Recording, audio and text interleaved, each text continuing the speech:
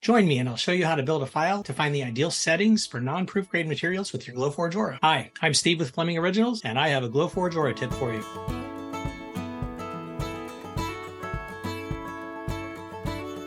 One of the things I like best about using our Glowforge Aura is that with proof grade materials, the system knows what settings to use to get the best cut or the perfect engrave every time. But how can you find the ideal settings for non-proof grade materials? It's easier than you think.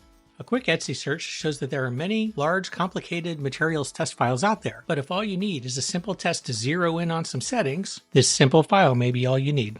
To get started, log into the Glowforge app and create a simple shape. I like a circle. Resize it to somewhere around 1/4 inch.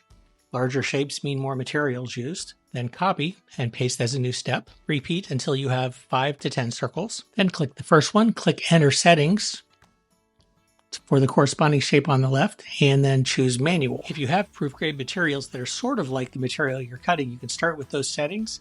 Choose a speed, and I recommend setting one row of shapes at a particular speed. For in this case, I chose 10. And then each circle gets incremented one power setting.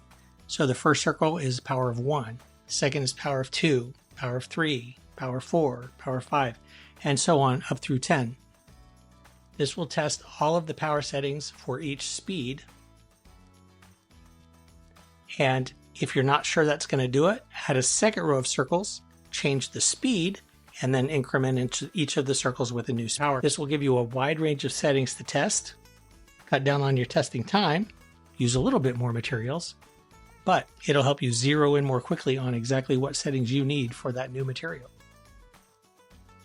Once that's done, I recommend adding text to the file to label the type of material that you're testing. Also, the settings that you're using for speed and the settings that you're using for power. Once that's all done and it looks the way you think it should, print it and take careful notes on the fastest speed and lowest power that gave a good clean cut.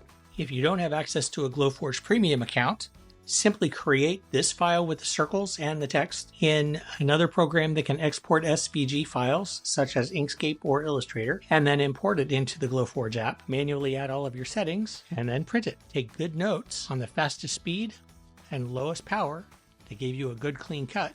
If you have questions, please add them to the comments below. Click the subscribe, and thanks for watching.